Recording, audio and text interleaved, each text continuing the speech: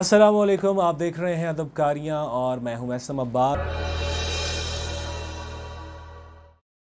आज मैंने ज़िंदगी का जो मकसद है, जिस मकसद के तहत मैंने ये शो शुरू किया था, मैंने अचीव कर लिया।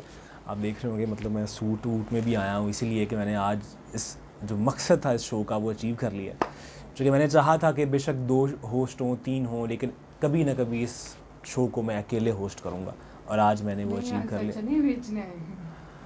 ये बाद में बताता हूँ, ये एक राज है जो अभी खुलने वाला है। शो के बारे में मुझे कुछ भी नहीं पता, बल्कि मेरा तो शो था भी नहीं, मैं आराम से ऊपर बैठी थी, ये तो अचानक आ गया। मुझे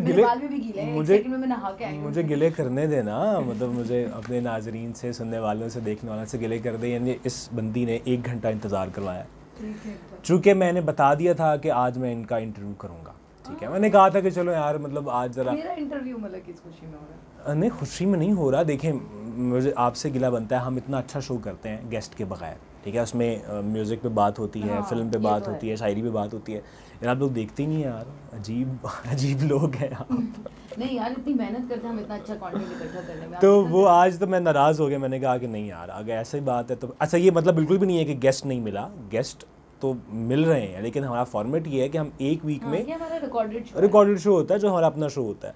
तो आज हमने सोचा कि यार क्यों ना हम इनसे कुछ पूछ लिया जाए। वैसे मैं इस आइडिया से बिल्कुल भी मुत्तफिक नहीं हूं कि मेरा इंटरव्यू है। हाँ, ये कह रही थी कि शो ऑफ लगेगा, कैसा अजीब लगेगा कि एक होस्ट दूसरे होस्ट का इंटरव्यू। मैं ये बंदूक की नोक पे हो रहा है। ठीक है, नहीं लिटरली मैंने इनको कन्विंस किया कि ऐसी बिल्कुल भी नहीं है। हम ये ख़ुद एक माशाल्लाह इनका एक मैं ज़्यादा तारीफ़ें नहीं करूँगा, लेकिन ज़ाहिर है कि मतलब इनकी एक स्टैंडिंग है और इनकी किताब भी आने वाली है, जो मैं पिछले 2 हफ्ते से मुसलसल कहे जा रहा हूँ कि किताब आ रही है। और वैसे भी ये एक सक्सेसफुल बिज़नेस वूमन है। सो हम क्या है, खैर है, कभी थोड़ी बहुत लिफ्ट दे देते हैं इनको, खैर है यार। और कभी ना कभी मेरा भी शायद कर लेंगी कभी ना कभी, तो इसलिए चलें कर लेते हैं। अच्छा, तो फिर दानिया मैम मुझे ये बताएं, मुझे मैम कहती, मुझे ऑकवर्ड नहीं लगता, तो मुझे मैम तो हमें ये बताएं कि आपने इंतज़ार क्यों करवाया? मैं क्या बताऊं, मेरी मेड चली गई। अच्छा। और मैं सफाई कर रही थी ऊपर। देखिए, अदब के साथ घरेलू एक अदीब एक आम इंसान भी होता है, इसके मसाइल जुड़े होते हैं। अच्छा, बच्चों का कमरा साफ करी थी, तो अच्छा। हालत काफ़ी गंदी थी, तो तुम्हारा मैसेज आया। मुझे तो पता भी नहीं था कि शो है, मेरा फ़ोन भी नीचे था। फिर फ़ोन ऊपर होता है, ऐसे जो बड़ी सेलिब्रिटीज़ हो जाती हैं, फ़ोन मैनेजर के पास, किसी के पास होता है। तो ये आज दिन के बाद की हालत है। मैंने बताया कि इनका इंटरव्यू है, दिन के बाद की हालत है, पहले ये ठीक थी। अच्छा फिर मैं नहा के बस नीचे आ गई, तैयार तो मैं हुई भी नहीं। अच्छा, चलें, खैर है, कोई बात नहीं। तो मुझे बताएं कि आपके अंदर का शायर या आर्टिस्ट, वैसे मुझे समझ नहीं आती टर्मिनोलॉजी, अंदर का शायर, बाहर का भी कोई होता है ये कब जागता है? अच्छा, कब जागता है? फिलहाल तो काफी अरसे से सो रहा है। अच्छा। वक्त ही नहीं मिल पा रहा है। नहीं, क्या कुछ देख के जागता है? यूजुअली तो यही होता है कि कोई सानेहा हो, कोई हादसा हो, मैं वो इंटरनली हो या एक्सटर्नल हो, मतलब माशरती तौर पे, और माशरे में कोई चीज़ इशू हो रहा हो, या मेरी ज़ातियात के ऊपर हो, मेरी ज़ाती ज़िंदगी में हो, मुझे ज़्यादा हादसे या सानहे या इस तरह की चीज़ें ही फोर्स करती हैं टू राइट। अक्सर लोग मुझे ये कहते भी हैं कि तुम्हारी शायरी में इतना दुख या इतनी नेगेटिविटी या ऐसा कुछ क्यों है। तो मैं यही कोट करती हूँ साहिर को कि दुनिया ने तजर्बात और हवादिस की शक्ल में जो कुछ मुझे दिया है लौटा रहा हूँ मैं। तो इसका ये हरगिज़ मतलब नहीं है कि मुझे खुशी नहीं मिलती, अल्लाह का शुक्र है, मैं बहुत खुश हूँ। तो खुशी भी अपनी शायरी नहीं करती, लेकिन मैं नहीं कर पाती, मतलब मुझसे कहा ही जाता गुल। अच्छा, बाज ना एक लोग पूछते हैं, यार आप हैप्पी पोइट्री भी करते हैं? हैप्पी पोइट्री क्या होती है? ये हैप्पी पोइट्री मुझसे होती नहीं। मैं मानती हूँ कि करनी चाहिए, जमालियात को भी देखना चाहिए ये, लेकिन मुझसे होता नहीं है, बेसाख्तगी नहीं निकलती। हाँ, नहीं, वो कभी कोशिश की हो आपने? जबरदस्त कोशिश करो ना, वो एक अजीब सी, तुम्हें पता है, कोशिश करके वो चीज़ नहीं बनती जो दिल से आती है बात, और मज़ा आता है। सो वो जो मेरी नज़मों की एक मुनफरिद बात है कि वो बोल्ड होते हैं या ब्लंट होती हैं और स्ट्रेट फॉरवर्ड होती है, मतलब जो मेरे जहन में आता है बस मैं लिख देती हूँ। लेकिन पहला शेर याद है? मामले पे ऐसा कुछ नहीं। पहला शेर हाँ याद है, वो कुछ उधर देखिए कुछ इस तरह का था, मुझे भी पता, वजन शजन तो खैर, हाँ नहीं आप सुना, कुछ इस तरह का था। बड़ी बात है कि याद है इनको, इतनी शायरी से प्यार है इनको। हाँ, अब के जो नैन बरसे, अच्छा, तो लहू ना रहे, वाह, नमाज़े इश्क अधूरी है जो वजू ना रहे। वाह वाह, तेरे हुए हैं ताबे तेरे ही रहेंगे, तलबे दिल कोई फरहाद कोई मजनू न रहे। अच्छा, तो ये आपने मतलब जब आपको ये पता चल गया कि आपको मोहब्बत हो गई है तो तब आपने ये शेर कहा? नहीं यार, ये बस अपनी तरफ से इश्क हकीकी की अटेम्प्ट करने की अच्छा, वाह, ऊपर से आई थी मतलब सीधा ही इश्क हकीकी, मतलब मजाजी नहीं, सीधा। अच्छा, तो आप बुनियादी तौर पर ताल्लुक इस्लामाबाद से? हाँ, बुनियादी तौर पर मैं एक पिंडी बॉय हूँ। अच्छा, और इस्लामाबाद में मेरा मतलब एजुकेशन है। डरना चाहिए पिंडी वालों से बहुत। बड़े आप समझ रही हैं लेकिन किसका हवाला दे रहा हूं। अच्छा, और बड़ा मेरा नाम रुतबा था इस्लामाबाद। अच्छा, अच्छा, बढ़िया कहने लगी रुतबा था इस्लाम में इस्लामाबाद में। ऐसा नहीं हुआ अभी तक। अच्छा, और उम्मीद भी कुछ नजर नहीं आ रही। सही है, लेकिन पिंडी आई टू। हाँ, तो वहाँ से लाहौर कैसे, मतलब क्यों? यार ये बड़ी इंटरेस्टिंग कहानी है कि बेसिकली तो कर रहा हूँ इंटरव्यू, इंटरेस्टिंग कहानी। हाँ, मैं एक लाइक बच्ची थी, मतलब ये नहीं कि पढ़ती थी, बस वैसे ही टॉपर थी, मतलब मेमोरी अल्लाह की तरफ से ऐसी थी कि जो देखती थी याद रह जाती। तो अच्छे ग्रेड्स थे सब कुछ, A-levels में गोल्ड मेडलिस्ट थी, और universities all across the world से मुझे ऑफर हुई 5 डिफरेंट कंट्रीज से। After matric, after A-levels, okay, scholarship offer था 5 मुख्तलिफ मुल्कों में। और सब ने मुझे बहुत कहा कि जर्मनी चल जाओ, कनाडा चल जाओ, US चल जाओ। मैंने कहा मैंने लाहौर जाना है। अब लाहौर का मतलब आई भी ज़रूर थी दोस्तों से मिलने, कज़न एक दो पढ़ती थी GC में, GC की वो मतलब एक फीलिंग होती है ना कि यहाँ से इकबाल गुजरा होगा, नहर पे पितरस बैठा होगा। सो वो उस तरह का जो लाहौर अदब में आई थिंक लाहौर को इतनी ज़्यादा प्लेस दी गई, आई थिंक ओवर रेट कर दिया शायद। आपको लगता है ओवर रेट किया गया? मुझे लगता है, क्योंकि शुरू में तो वो आपको रंग रौनक नजर आती है, लेकिन और बहुत सारे कॉन्स भी हैं जो कहीं भी जिनका जिक्र नहीं आता, या शायद अब ये लाहौर वो लाहौर रह नहीं क्या। तो ये है कि मैंने एरी चोटी का जोर लगा दिया कि मैंने लाहौर जाना है। लाहौर आने के लिए मेरी फैमिली बिल्कुल भी कन्विंस नहीं। मेरा भाई काफ़ी ज़्यादा इस्लामिक है और ज़रूरत से ज़्यादा ही है, और पठान भी हैं हम। अच्छा। तो कि पंजाबियों में जाओगी तुम, पंजाबियों में कैसे चली जाओगी, और लाहौर नहीं तुमने जाना। मैंने कहा क्यों नहीं जाना? उसके बाद लाहौर जाके बंदे ख़राब हो जाते हैं। अच्छा। तो मैंने उसको कहा यार जो ख़राब होते हैं वो तो कहीं भी हो जाएगा सर, लेकिन मैं मानती हूँ कि इसकी बात काफ़ी हद तक सच थी कि लाहौर आके लोग ख़राब हो जाते हैं। अच्छा, तो मैंने ये शादी से पहले आप आ गई थी? हाँ, मैं LSE में मैंने एडमिशन लिया। और फिर आपने क्या पढ़ा? मैं BSc इकोनॉमिक्स कर रही थी LSE से। अच्छा। और फिर काशिफ मिल गया। वाह, अच्छा, अब यहाँ से ट्विस्ट एक शुरू होता है। अच्छा, और वो कब मिले? यार बहुत लंबी कहानी है, मैं सब बहुत लंबी छोटी सी सुना देना। मैंने सिर्फ ये सवाल किया कि वो कब मिले आप? मुझे मिले 13 मार्च 2013 को। वाह, अच्छा, पहली दफ़ा? हाँ, पहली दफ़ा। तो वो घंटियाँ बजी पहली दफ़ा ही? मुझे तो नहीं बजी, उसको शायद बजी हों, लेकिन ये कि हमारा थॉट कनेक्शन ज़रूर हो गया कि जब हम फर्स्ट टाइम मिले तो फॉर द नेक्स्ट 3 डेज हम दोनों इस स्टोरी के पीछे या वो वायरल हो गया। हाँ, जब हम फर्स्ट टाइम मिले ना तो फॉर द नेक्स्ट 3 डेज हम उस जगह से मूव नहीं किए दोनों, मतलब हम वहीं बैठे बातें करते रहे। हमने एक कमरा, मतलब एक उसका ऑफिस था, हम पहले लाउंज में डिस्कशन हो रही थी, उसके ऑफिस के रूम में बैठे और हम 3 दिन वहाँ बैठे बातें करते रहे लिटरली। कि मुझे ऐसा लगा कि शायद 20 साल ज़िंदगी में पहली दफ़ा कोई शख्स ऐसा मिला है जिसको मेरी बात समझ आ रही है, क्योंकि इससे पहले मैं जिससे भी बात करती थी मुझे ऐसा लगता था कि बहुत सतही है लोग और उनकी सोच। तो बड़ा मज़ा आया उससे बात करके, और ऐसा लगा कि यार ये जो सोचते थे, और मतलब होता है ना कि ख्वाबों का शहज़ादा, मेरे दोस्त कहते थे कि यार मैं तो कहती मैं शादी कभी भी नहीं करूँगी, और अगर की तो मैंने एक लिस्ट बनाई थी कि जो बंदा ये काम कर सकता हो उसके साथ शादी। तो मुझे ऐसा लगा कि वो लिस्ट 3 रोज बाद आपने डिसाइड कर लिया कुछ? हाँ, ऑलमोस्ट यू कैन से कि वो उन्हीं 3 दिनों। और ये भी नहीं पूछा कि मतलब यार मतलब आप कमिटेड हैं, सिंगल हैं? उसने भी अपनी सारी जिंदगी की कहानी मुझे बता दी, मैंने भी उसको सुना दी, मतलब ऐसे नहीं कोई बात छुपाई हो, बस जो भी था बता दिया। सो वो बात भी आई थिंक ज्यादा एक स्ट्रॉन्ग बॉन्ड बनने की वजह बनी कि जो कुछ था वो सामने ही क्लियर कर दिया पहले। तो अच्छा, कुछ जरा मोटिवेशनल साइड ऑफ स्टोरी पे आते हैं। आपने माशाल्लाह बड़ा एक बिजनेस सेटअप किया और बहुत थ्राइविंग बिजनेस है वो, लेकिन उसके लिए कितनी, मतलब एक बंदी जो इस्लामाबाद से आई है, लाहौर में है, बिजनेस एक रिस्क होता है, और ऐसा बिजनेस डिजिटल मार्केटिंग इस तरह का वो तो शायद थोड़ा ज़्यादा रिस्क होता है मेरे ख्याल। तो आपने वो सफ़र कैसा राइट फ्रॉम द स्टार्ट?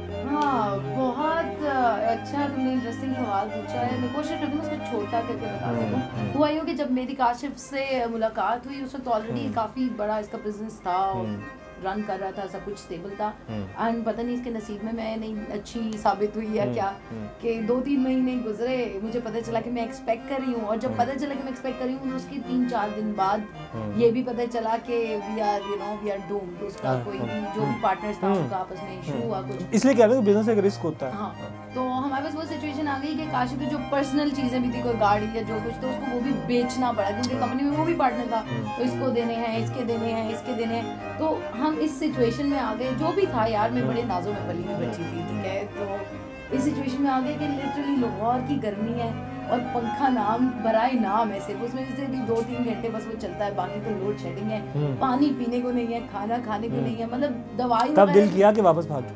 हाँ नहीं, ये मैंने कभी नहीं सोचा। I am not a Quetta. मेरी इस तरह की आदत है कि जितना चैलेंजिंग होता जाए ना इन्वायरमेंट, चाहे मैं टेंशन घर वालों ने, कोई दोस्तों ने, कजन ने ताने दिए हो कि वेख्या तनु आख्या मैंने किसी को कुछ बताया ही नहीं। अच्छा, क्योंकि मेरी ईगो का सवाल भी था। मेरे घर वाले ना मेरे लाहौर आने के हक में थे, ना मेरी इस बेवक्त शादी के हक में थे, क्योंकि वो हमारी फैमिली में होता है कि बस बच्चियां पढ़े, जितना पढ़ सकती हैं पढ़े, और मेरे से तो बहुत उम्मीद थी कि शायद पोस्ट डॉक्टरेट करेंगी।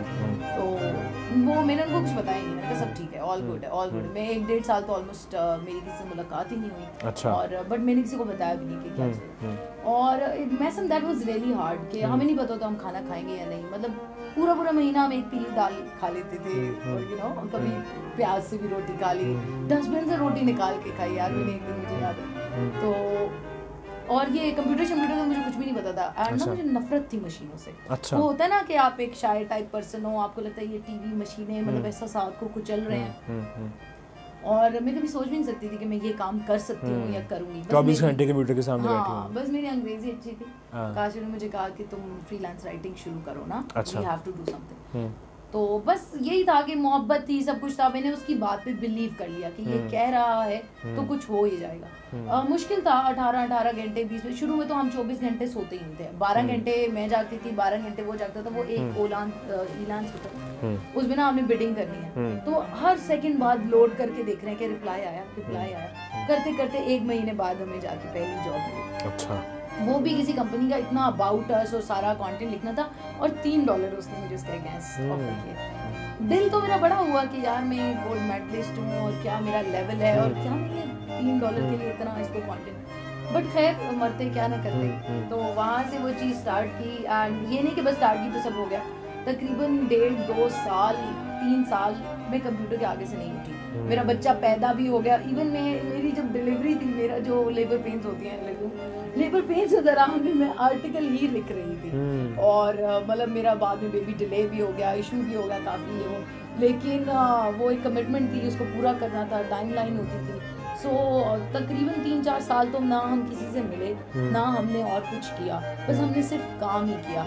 और फिर आहिस्ता आहिस्ता राइटिंग से जब इनफ इनकम होनी शुरू हो गई, तो एक बंदा और ऐड किया, दूसरा ऐड किया, करते देन वी केप्ट मूविंग। वैसे सुनने के बाद एक तो 2-4 चीज़ें तो होंगी कि एक तो मतलब लोग मोहब्बत पे ईमान वापस आ जाएगा लोगों का, और शायद कोई लड़की छोड़ भी जाए भाई घर वालों को कि यार देखो मेरा बंदा रहना कह रहे हैं तो बस वो ऐसा ही होगा, लेकिन ध्यान कर लीजिएगा वो हर बंदा तो काशिफ भाई नहीं हो सकता। मतलब बहुत बड़ा रिस्क है ये। मैं अक्सर सोचती हूँ कि अगर काशिफ गलत निकल आता तो मैं क्या करती, क्योंकि मैंने तो बिल्कुल नहीं सोचा था। मैं बहुत इम्पल्सिव डिसीजंस लेती हूँ जिंदगी में, तो मैंने तो बिल्कुल, मैं अक्सर सोचती थी ये बात कि यार अगर असल में कुछ और निकल आता तो मैं क्या कर सकती, क्योंकि सब कुछ डिसीजंस मैंने अपने उनके लिए।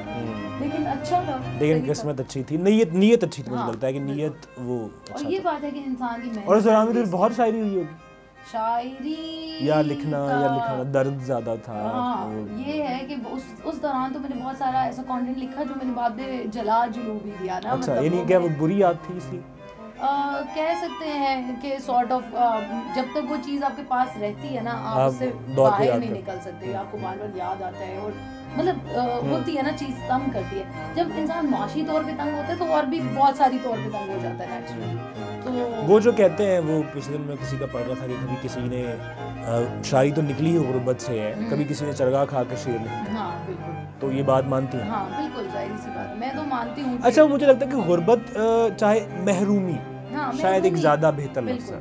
कोई जैसे कोई हम कह रहे हैं हादसा हो, सानिया हो, कोई दुख हो, कोई महरूमी हो, तभी शायरी की जा सकती है। खुशी के अंदर मैं तो कभी नहीं कर पाई, पता नहीं लोग करते होंगे, शायद कर सकते हैं। यानी काशिफ भाई की नाम आपने कोई नज़म नहीं लिखी, कोई उनके वजी होने के, वजाहत हुस्न के नाम या अच्छा होने के नाम कभी नहीं लिखा? कुछ अच्छी चीज़ें वो तो मैं सुनाई थी ना, इलेक्ट्रॉन वाली। इलेक्ट्रॉन वाली, हाँ ठीक है। उसमें भी आपने साइंस को साथ दिया, मतलब अच्छा अच्छा। नहीं, इनसे भी रैपिड फायर कर लेते हैं फिर ज़रा। काफ़ी इमोशनल और मोटिवेशनल स्पीकर तो ये हैं ही माशाल्लाह, तो एक बन गया एक अच्छा इनका।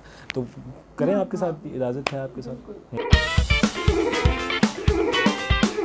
दरिया, पानी, हंस रही है यार ये मतलब स्टूपिड बात है। पानी, कैमरा, कैमरा, आईना, काशिफ, मोहब्बत, मोहब्बत, काशिफ। वाह, अच्छा। शायरी, शायरी, सुकून, बोल्डनेस, बोल्डनेस आई थिंक ज़रूरी है, अशद ज़रूरी है। खुदा, खुदा है भी और नहीं। अच्छा। इदरीस बाबर, बकरा रोज़ खाएंगे हम। ये लिटरली आपके ज़हन में पहले ही यही है? इदरीस भाई ने मुझे आज ही ऐड किया है फेसबुक पे। इदरीस भाई ये देखिएगा लाजमी। अच्छा अच्छा। उसके अलावा अच्छा, शायरी में आपको अगर आज से 100 साल पहले या 200 साल पहले या 300 साल पहले शायरी में किसी शायर से मिलना हो, किससे मिलेंगे? वो उर्दू के अलावा भी हो सकता है। टफ चॉइस है काफ़ी, क्योंकि इन्होंने पहले कह दिया कि अंग्रेज़ी बहुत अच्छी है, जता दिया इन्होंने, तो अंग्रेज़ी भी हो सकता है। नहीं वैसे ही मैंने जताया नहीं था, फिर बताया। अच्छा, यार बहुत टफ सवाल तुमने पूछा है, मतलब इतने बड़े बड़े नाम हैं जहन में आ रहे, बट टू टॉप ऑल अगर कहें तो आई थिंक मिर्ज़ा गालिब। मिर्ज़ा गालिब से? अच्छा, क्यों मिलेंगे मिर्ज़ा गालिब?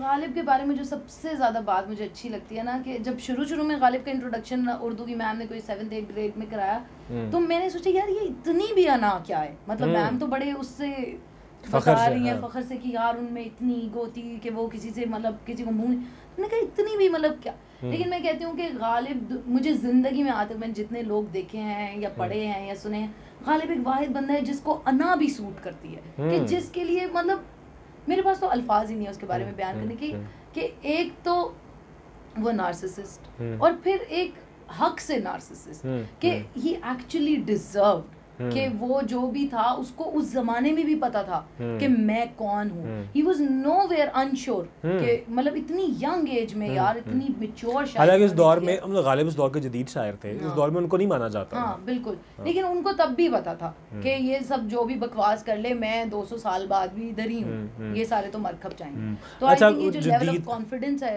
ये जो जदीद होने की बात आई, जदीद लिखने वालों को, आप भी एक जदीद लिखने वाले हैं, एक डिफरेंट स्टाइल में लिखती हैं, कितना मुश्किल होता है? ये जो अदबी बड़े हैं, ये बड़े अजीब तरह के अलकाबात से भी नवाजते हैं, यार ये क्या लिख रहे हैं, कितना मुश्किल होता है? बहुत मुश्किल होता है। अदब के अंदर तो मैं कहूँगी कि सबसे ज़्यादा इनसिक्योरिटी और मोनोपोली एग्जिस्ट करती है। सॉरी टू से नहीं करती है, चूँकि तुमने सवाल पूछा इसलिए मेरा ऑनेस्ट जवाब देना मेरा फर्ज है। तो अदब के अंदर बहुत ज़्यादा एग्जिस्ट करती है, और नए लोगों को या नए लोगों से ज़्यादा नई तर्ज की शायरी करने वालों को बहुत ज़्यादा डिग्रेड किया जाता है, या एक्सेप्टेंस नहीं है ना, क्योंकि ओपननेस नहीं है कि हम वैसे भी एज अ माशरा नई चीज़ नहीं सीखना चाहते। हम कहते हैं बस जब तक जो चल रहा है वही चलता रहे। तो अगर कोई बंदा जैसे नून मीम राशिद को लोग शुरू में नहीं मानते थे कि यार ये कोई शायरी ना हुई, नसरी नज़म भी कोई नज़म है, लेकिन हम देखेंगे उसके वो ख्याल ने कैप्चर किया लोगों को, आज उसने प्रूव किया, आज तक वो जिंदा है उसका नाम। तो मैं ये सोचती हूँ, सिर्फ मैं ये सोचती हूँ, इट्स नॉट नेसेसरी, मेरी इस बारे में बहुत लोगों से बहुत बहसें हुई हैं। कोई सोचता होगा क्राफ्ट ज़्यादा ज़रूरी है, कोई सोचता होगा कि असलूब ज़्यादा ज़रूरी है। मेरी नज़र में ख्याल सबसे ज़्यादा ज़रूरी है। तो ख्याल जिस भी फॉर्म में हो, चाहे वो म्यूज़िक हो, आर्ट हो, फ्री स्टाइल हो, रैप हो, उसको बाहर आने देना चाहिए, क्योंकि वरना तो सोसाइटी में और फ्रस्ट्रेशन डेवलप होती रहेगी। अब मैं कुछ लिखती हूँ या तुम कुछ लिखते हो, तो इसका ये मतलब नहीं कि ये हमारा अकेले का दुख है, ऐसा दुख 100,000 और लोग उससे गुजर होते हैं, सिर्फ वो उसको पढ़ के, उसको शेयर करके या उसको वो अपने साथ एसोसिएट करके कनेक्ट भी कर पाते हैं, उनका कैथारसिस हो जाता है सॉर्ट ऑफ। तो आई थिंक के ख्याल के ऊपर या सोच के ऊपर पाबंदी नहीं होनी चाहिए और उसको डिग्रेड नहीं करना चाहिए। और जब आपने ये कहा कि मुश्किल पेश आती है, तो कोई ऐसी मुश्किल जो कोई ऐसा कमेंट, कोई ऐसा कोई आपके जहन में यार ये मतलब दिल टूटा हो जिस पे कि यार? हाँ, सबसे ज़्यादा जो दिल टूटा था बता दूँ? हाँ बताइए। मतलब पब्लिकली बता दूँ? हाँ पब्लिकली बता। अदरीस बाबर साहब की बात पे, और मैं उनको जानती नहीं थी, मेरी कम फहमी देख लो कि मुझे नहीं पता था कि ये इदरीस बाबर है। तो वो हमारे घर तशरीफ ले आए किसी अहमद फरहाद के साथ। अच्छा, फरहाद भाई के साथ। सॉरी यार अगर ये कोई अच्छा वाकया नहीं है, लेकिन मैं तो बस बता रही हूँ जो बताना बनता है। मैं कोई प्रिपेयर्ड भी नहीं हूँ, बस मेज़ों में मुझे कॉर्नर कर लिए। तो वो लोग आ गए इसी तरह। ये 8 से 9 बजे का प्राइम टाइम शो देख रहे हैं। अच्छा, वो लोग इसी तरह आ गए, अच्छा चाय चाय रखी है वो, और ठीक है, जो घर में मेहमान आए तो एक तकल्लुफ करना होता है। तो मैं बहुत ज़्यादा इमोशनल हूँ, बहुत ज़्यादा, लाइक अपनी चीज़ को लेकर किसी भी मतलब कोई बंदा वैसे तो होते ना कि कोई बंदा रैंडमली कुछ कह रहा हो, मैं हर लिहाज से ही बहुत इमोशनल हूँ, चाहे बात मेरे बारे में हो, चाहे किसी शिद्दत पसंद है आप? शिद्दत पसंद अब तो मैं शायद नहीं समझती, लेकिन बहुत ज़्यादा एक्सट्रीमिस्ट में रही हूँ ज़िंदगी में। और मतलब मुझे अगर छोटा सा भी गम होगा ना तो मेरी कोशिश होगी कि मैं इसको आखिर दर्जे पे जाकर ही मनाऊँ, और छोटी सी भी खुशी होगी तो मेरी कोशिश होगी कि इसको, अब आई डोंट नो कि मैं कोई इंटेंशनली ऐसा नहीं करती हूँ। जाहिर सी बात है, इंसान के चाइल्डहुड में बड़े होने में बहुत सारी ऐसी चीज़ें होती हैं जो उसके ज़िंदगी का, उसकी पर्सनालिटी का हिस्सा बन जाती हैं। तो ये मेरी पर्सनालिटी के अंदर है, फ्लॉ कह ले कि मैं बहुत एक्सट्रीम पे फील करती हूँ चीज़ें। कोई बंदा मुझे कोई नहीं, शायद ये ज़रूरी होता है आर्टिस्ट के लिए। हाँ, मे बी यस। तो मैं किसी आम सी बात पे भी कमेंट क्या था वो? हाँ, तो वो बातें अपनी शायरी शुयरी सुना रहे हैं, ये वो, हम वाह वाह जी अच्छा, ये वो, नो डाउट वो बहुत अच्छे शायर। और वो ना शादी का, क्योंकि मैं और काशिफ जहाँ भी होते हैं तो शादी की डिस्कशन चल पड़ती है, और फिर हम एक थोड़े कन्वेंशनल जोड़े से हट के भी हैं। क्या आपका शादी दफ्तर भी चलाती हैं आप? साइड बिजनेस आपका वो भी है? तुमने करनी? मतलब पूछ रहा हूँ ऐसे। अगर मैं इसको शादी के बारे में कोई भी बिजनेस करना है तो मैं ये बिजनेस करूँगी, शादी मत करो। अच्छा सही। अच्छा, बात शुरू हो गई। तो शादी का डिस्कशन शुरू हो गया ना, हम दोनों को देख के उन्होंने ये बात, नहीं आपकी बहुत मतलब सीरियसली, इस तरह मैं सीरियस हूँ, बहुत इमोशनल, मोटिवेशनल और इंस्पिरेशनल स्टोरी है। सो हाँ, ये एक छोटी सी कहानी में तुम्हें और भी बताऊंगी बीच में। हाँ, स्टोरी से याद है, बता। अच्छा, पहले ये सुना लूँ। तो वो शादी के टॉपिक चल रहा था, उन्होंने मुझे कहा, उन्होंने शादी के बारे में बात हो रही, मैंने कहा कि सिंस शादी की डिस्कशन हो ही रही है तो मैं कोई शायर नहीं हूँ। मैंने कहा पहले, क्योंकि मुझे पता है मैं वज़न में नहीं लिखती हूँ। मैंने कहा मैं कोई शायर नहीं हूँ, लेकिन शादी के बारे में मतलब एक शेर मैंने कहने की कोशिश की थी, तो मैं आप लोगों के साथ शेयर करूँ, just for the sake of it, क्योंकि टॉपिक वो था। तो मैंने उनके साथ शेयर किया, इतना बुरा भी नहीं था वैसे। जिंदगी अवाज़ार सही, खुदकुशी कतन हराम, जिंदगी अवाज़ार सही, खुदकुशी कतन हराम, निकाह मसनून ठहरा, खुद को हलाल कीजिए। तो ये मैंने उनको कहा, तो वो आगे से ऐसे दिखता है इदरीस बाबर, देखते हैं या दिखता है जो, ऐसे उन्होंने किया और कहते यार ये बकरा रोस्ट कहाँ से मिला। अच्छा, अब इतना इररेलेवेंट कमेंट और इतनी फजूल बात, और मेरी और आपकी कोई फ्रैंकनेस भी नहीं। हम फर्स्ट टाइम, खुदा की कसम यकीन करेंगे, वो अहमद फरहाद को मतलब गेस्ट था, मेरे घर गेस्ट था, वरना मेरे हाथ में चाय का कप था, मेरा दिल तो था कि मैं इसके मुंह पे इधर ही मारूं, सॉरी टू से, मेरा दिल यही था कि मैं पठान हूँ, मेरा दिमाग ख़राब हो गया। मैंने उनको कुछ भी नहीं कहा स्टिल, और मैं काशिफ की तरफ देख रही थी कि काशिफ ना इसको कुछ बोल पड़े। खैर फिर भी बड़ी मुरव्वत का मैंने मुजाहरा किया, और जो उनका बाकी वक्त था वो गुजारा। उसके बाद मैं ऊपर जाके 3 घंटे रोती रही। मैं आई वाज एक्सपेक्टिंग 3 दिन, जो कि इतनी वो है। तो 3 घंटे में रोती रही कि यार मैं आज के बाद लिखूंगी ही नहीं कुछ, और ये और वो और फलां ढिमका। तो फिर दोबारा कब बहाल हुआ कॉन्फिडेंस कि नहीं यार लिखना है?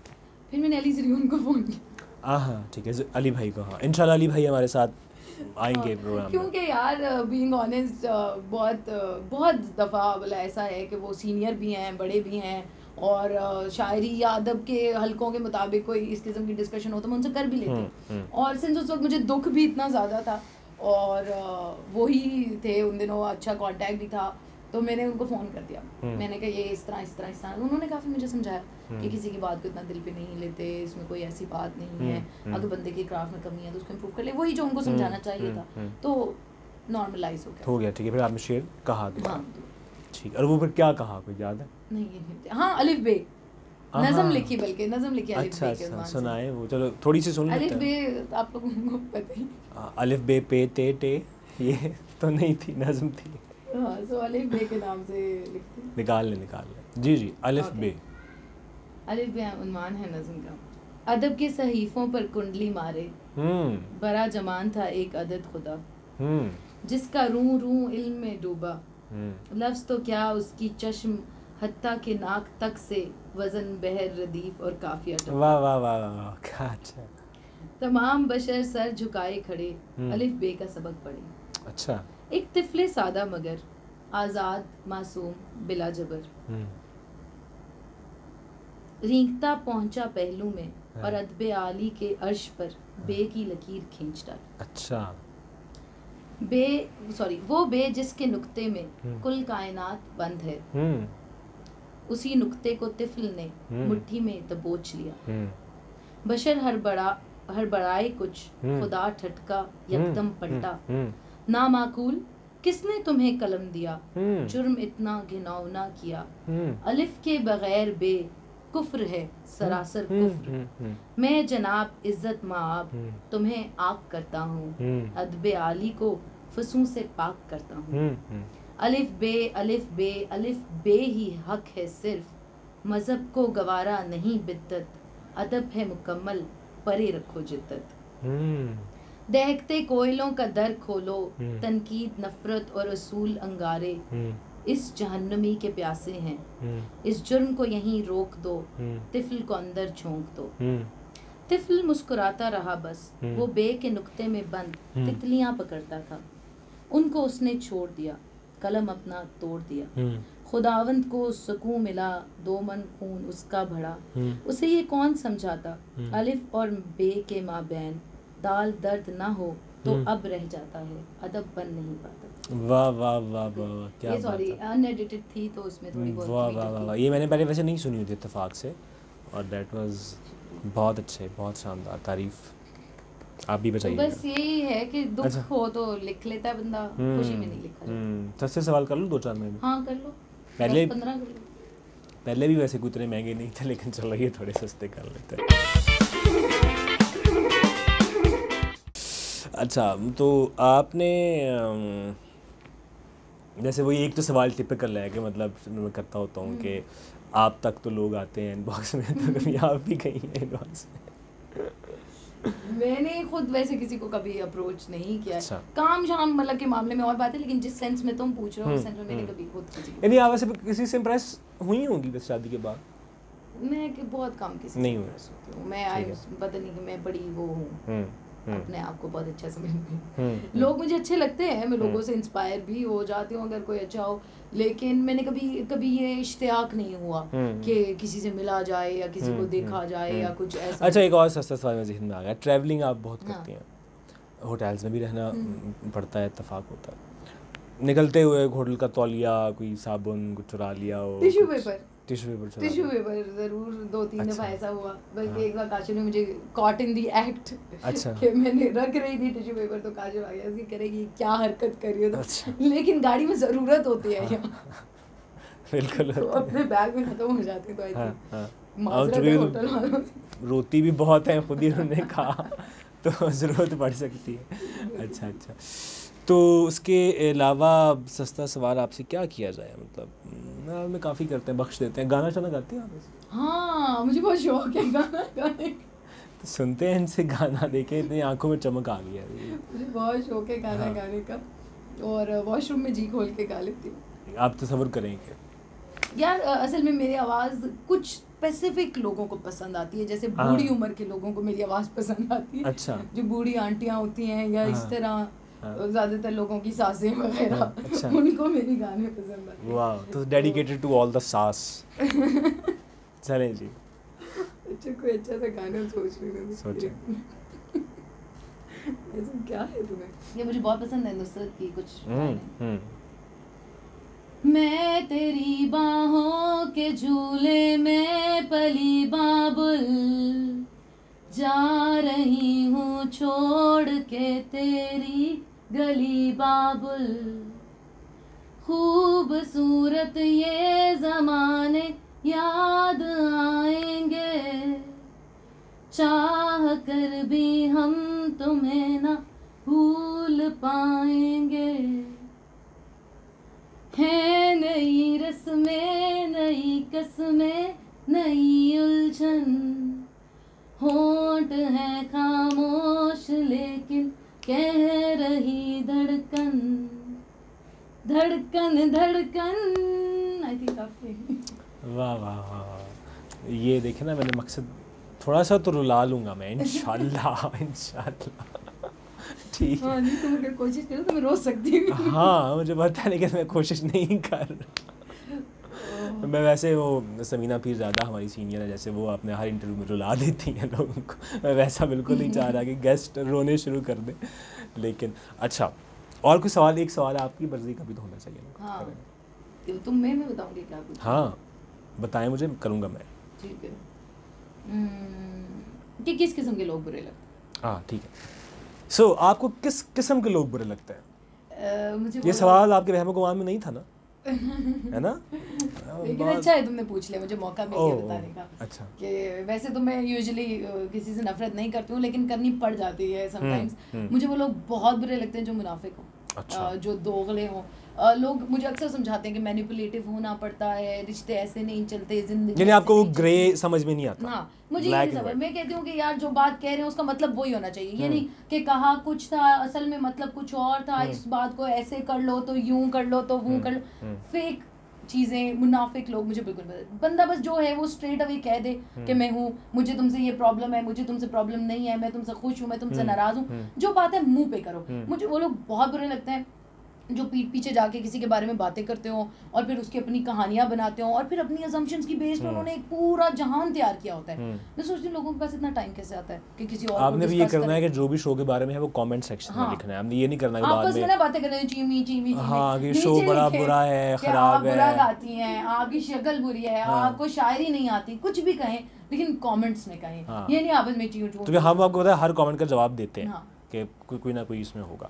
अच्छा, और कोई रह गया हो तो बता लें कोई और। आपको वैसे गेस्ट को हम एक ही सवाल का हक देते हैं, तो ये चलो साथ साथ होस्ट भी कभी कभी, मतलब कभी कभी नहीं, होस्ट ही होती हैं, आज ही गेस्ट है तो आपको ये चलो हक दे देते हैं हम कि आप 2 कर सकते हैं। कोई और सवाल भी अगर आप करना चाहें तो रह गया। मैं करूँ तुमसे सवाल? नहीं, आप वही सीन कि आप बताएं। अच्छा, करना तो मैंने ही, आज सवाल का हक मेरे पास। कुछ भी पूछ लो, मैं कुछ अच्छा पूछो ना, कोई मज़ा आए जिसका जवाब देने में, इंटरेस्टिंग। अच्छा, मज़ा आए जिसका जवाब देने में। मुझे बताएं कि ये जो हम एक सवाल रह गया था जो हमारे शो का एक शो स्टॉपर एक है कि बहुत से जो शायर हैं वो गेइज़म की तरफ भी राग़िब हैं, तो उनके बारे में क्या, मतलब आप कि क्या व्यूज़ हैं उनके बारे में? यार मैं बीइंग ऑनेस्ट, मैं किसी भी चीज़ को गलत या बुरा नहीं समझती। मेरे लिहाज से अगर वो इस बात से कंफर्टेबल हैं या उनको सही लगता है तो ठीक है।